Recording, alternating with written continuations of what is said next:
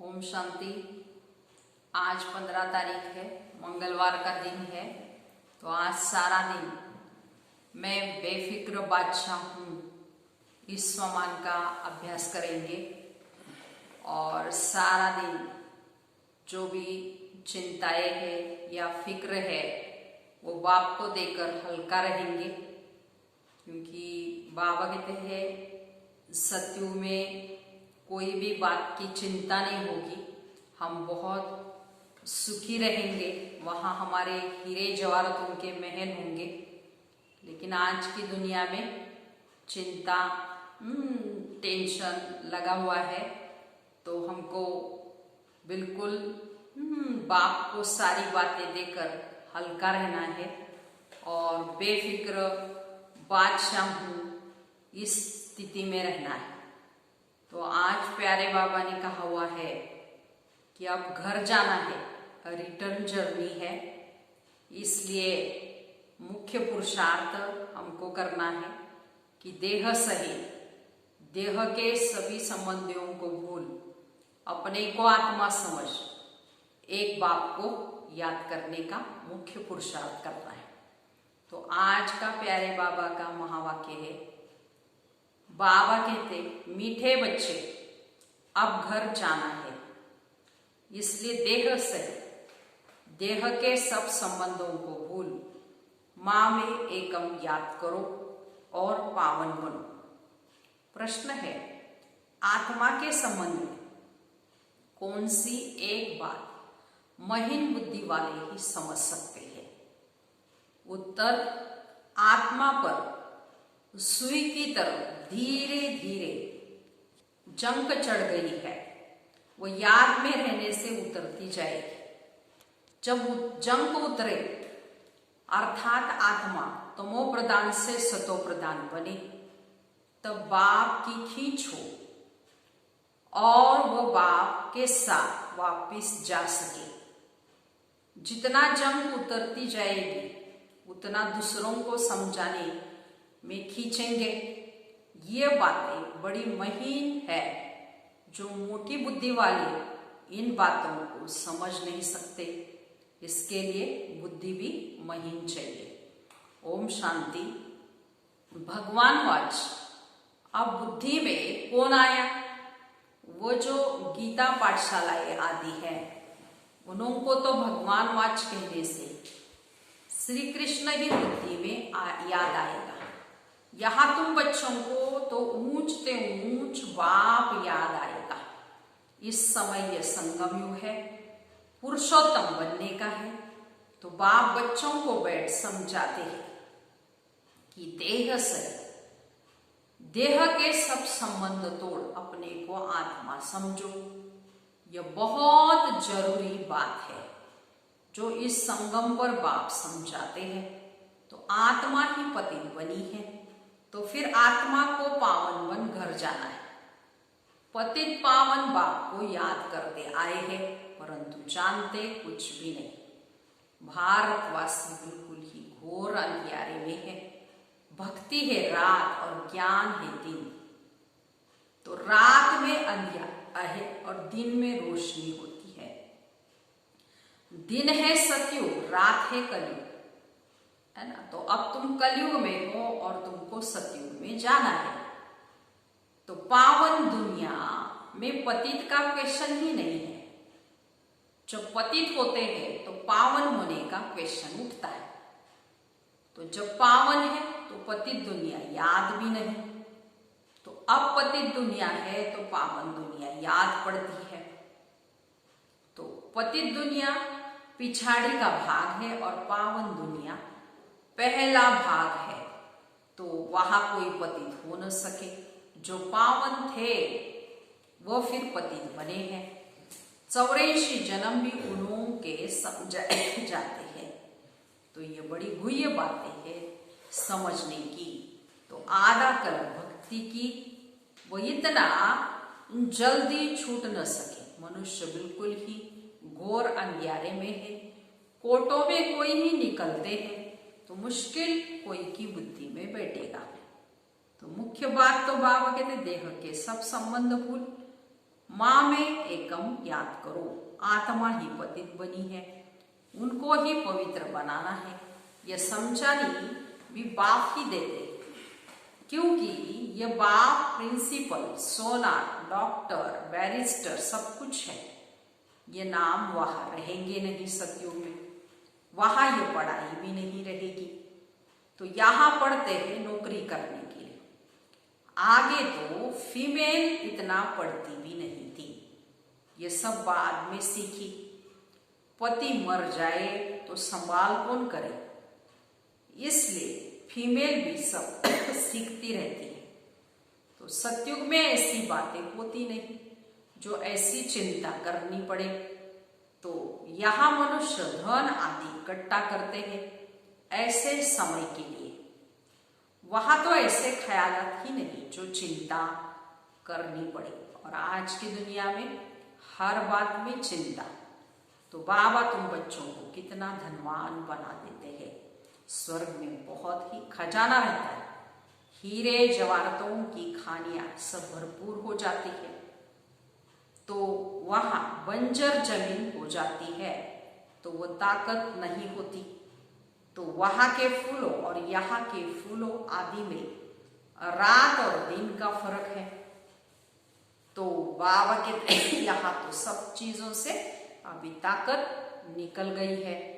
भले कितना भी अमेरिका आदि से बीज ले आए, परंतु वो ताकत निकलती जाती। धरनी ही ऐसी है जिसमें जास्ती मेहनत करनी पड़ती। तो वहां हर चीज सतो प्रधान होती है, प्रकृति भी सतो प्रधान। तो सब कुछ सतो प्रधान होता है। यहाँ तो सब चीजें तमो प्रधान है। तो कोई भी चीज में ताकत नहीं है। फर्क तो तुम समझते हो। तो जब सतो प्रधान चीजें देखते हो तो वो ध्यान में ही देखते हो। तो वहां के फूल आदि कितने अच्छे और फर्स्ट क्लास होते हैं। हो सकता है वहां का अनाज आदि सब तुमको देखने में आए, बुद्धि से समझ सकते हैं। तो वहां की हर चीज में कितनी ताकत रहती है। नई दुनिया किसकी बुद्धि में आती ही नहीं। तो इस पुरानी दुनिया की तो बात ही मत पूछो। गपोड़ा भी बहुत लंबा चौड़ा लगाते हैं यहाँ। तो मनुष्य बिल्कुल घोर अंधियारे में सो गए हैं। तो तुम बताते हो बाकी थोड़े समय है, तुम्हारे पर कोई हंसी करते। तो रियलिटी में तो वो समझते हैं जो अपने को ब्राह्मण समझते हैं। ये नई भाषा है और रूहानी पढ़ाई है। जब तक स्पिरिचुअल फादर ना आए तो कोई समझ न सके। स्पिरिचुअल फादर को तुम बच्चे ही जानते हो। वो लोग जाकर योग आदि सिखाते हैं, परंतु उन लोगों को सिखलाया किसने? ऐसे तो नहीं कहेंगे स्पिरिचुअल फादर ने सिखाया, नहीं, बाप तो सिखाते हैं रूहानी बच्चों को। तो तुम संगम युगी ब्राह्मण ही इन बातों को समझते हो। ब्राह्मण बनेगी युगी हो जो आदि सनातन देवी देवता धर्म के होंगे। ब्राह्मण तुम कितने थोड़े हो। दुनिया में तो किस्म किस्म की अतः जातियां है। जब किताब जरूर होगा जिससे पता लगेगा कि दुनिया में कितने धर्म कितनी भाषाएं हैं। तो तुम जानते हो ये सब नहीं रहेंगे। सतयुग में तो एक ही धर्म एक ही भाषा होगी। सृष्टि चक्र को तुमने जाना है कि कैसे सृष्टि चक्र फिरता है। तो बाबा कहते पहले सृष्टि चक्र में तो सतयुग रहेगा। तो बाबा कहते भाषाओं को भी जान सकते हो। ये सब वहां भाषाएं नहीं रहेगी इतनी सतयुग में। इतने सब शांति धाम चले जाएंगे। ये सृष्टि का ज्ञान अब तुम बच्चों को मिला है। तो तुम मनुष्यों को समझाते हो, फिर थोड़ी ही समझते। कोई बड़े आदमी से ओपन भी इसलिए करते हैं क्योंकि वो नामी ग्रामी आवाज फैलेगा। तो वहां प्रेसिडेंट प्राइम मिनिस्टर ने ओपनिंग की।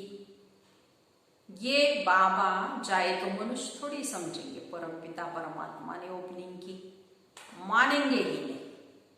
कोई बड़ा आदमी कमिश्नर आदि आएगा तो उनके पीछे और भी भागेंगे। इनके पीछे कोई नहीं भागेगा।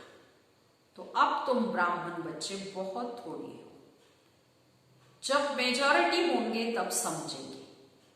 अभी अगर समझ जाएंगे तो बाप के पास भागेंगे। एक बच्ची को कहा था कि जिसने तुमको ये सिखाया, हम डायरेक्ट क्यों ना उनके पास जाए, परंतु सुई पर कट चढ़ी हुई होगी तो उनको खींचेगा नहीं, तो सारी कट उतर जाएगी। वह तो पिछाड़ी में जब ऐसे बनेंगे तो बाप के साथ वापिस जाएंगे। अभी तो पूर्ण फिक्र है कि हम तमो प्रधान है, कट चढ़ी हुई है, तो जितना याद करेंगे उतना कट साफ होती जाएगी। आहिस्ते आहिस्ते कट निकलती जाएगी। तो कट चढ़ी भी आहिस्ते आहिस्ते है ना, तो उतरेगी भी ऐसे ही। तो आगे थोड़ी पता था प्रदर्शनी म्यूजियम आदि बनाएंगे, आगे चल हो सकता है और कुछ निकले। तो अभी टाइम तो पड़ा है, स्थापना होनी है, हार्ट फेल नहीं होना है।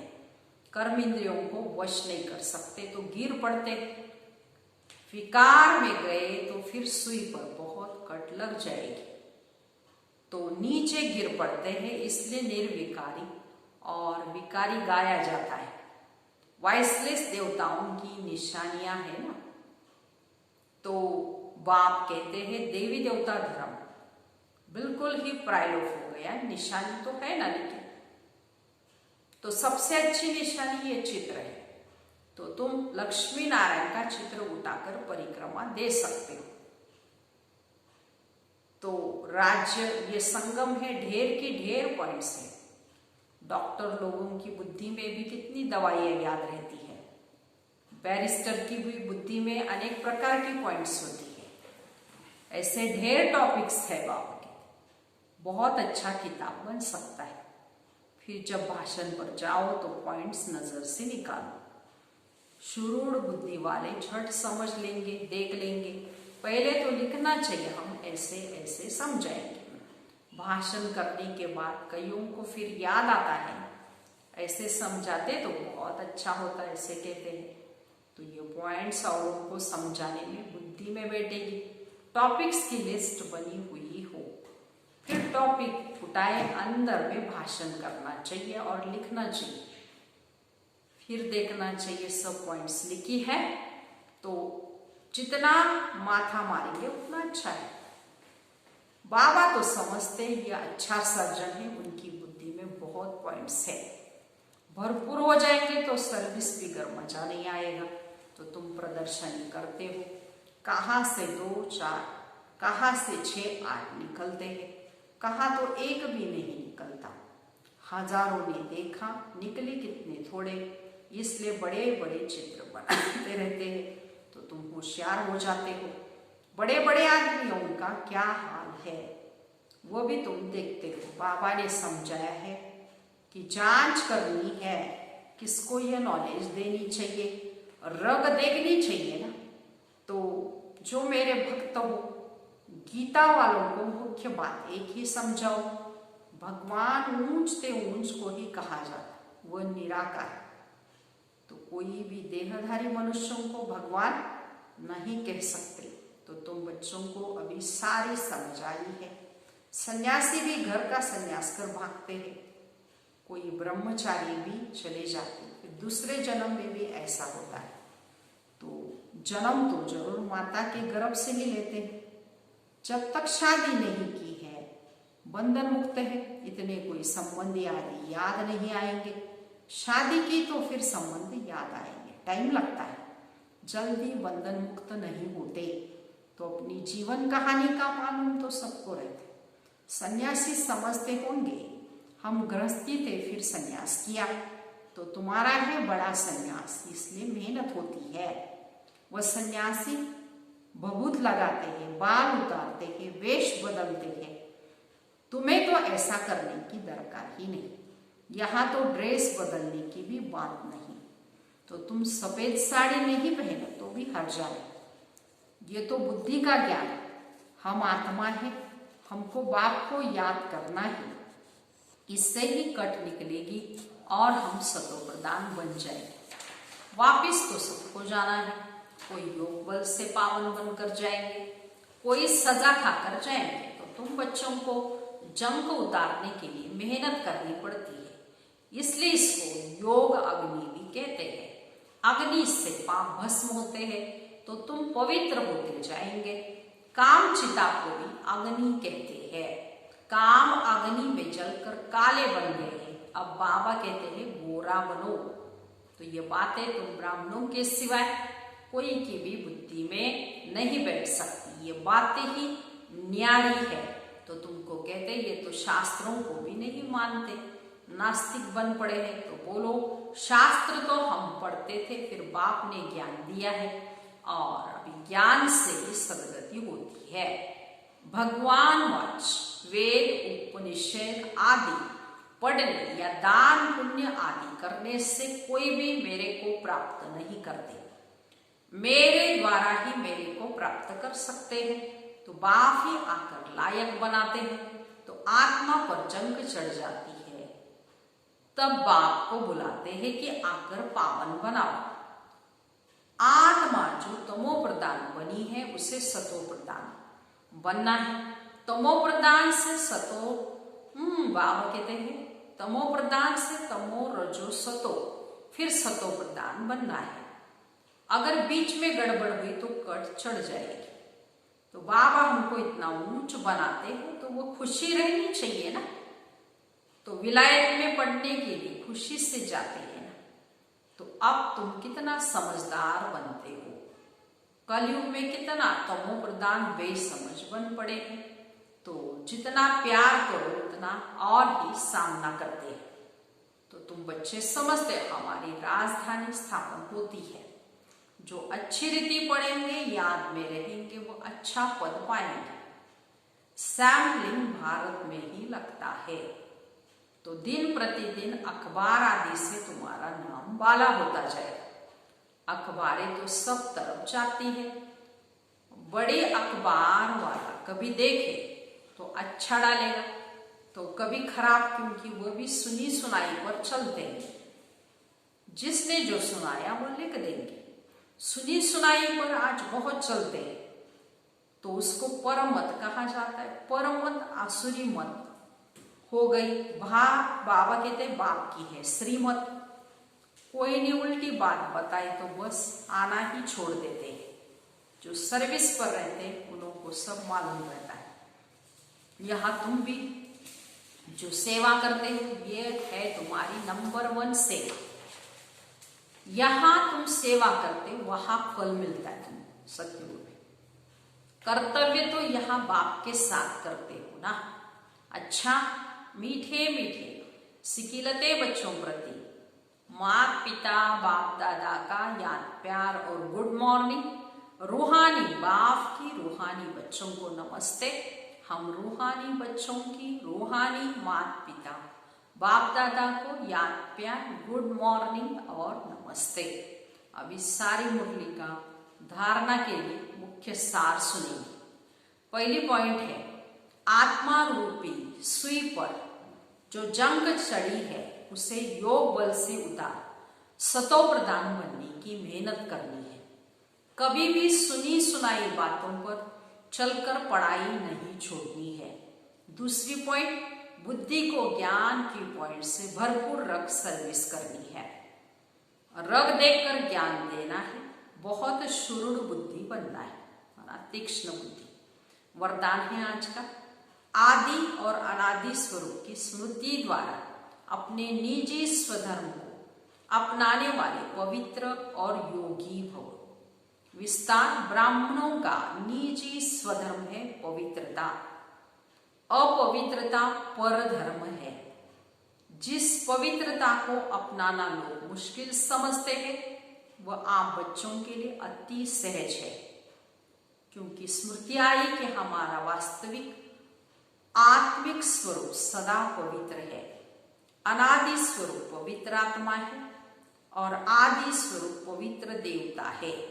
तो अभी का अंतिम जन्म भी पवित्र ब्राह्मण जीवन है, इसलिए पवित्रता ही ब्राह्मण जीवन की पर्सनालिटी है। जो पवित्र है वही योगी है। आज का स्लोगन है सहजयोगी कहकर अलबेला अलबेलापन नहीं लाओ, शक्ति रूप बनो और कहते शक्तिशाली बनकर औरों को भी शक्ति दान में दो। अच्छा, ओम शांति।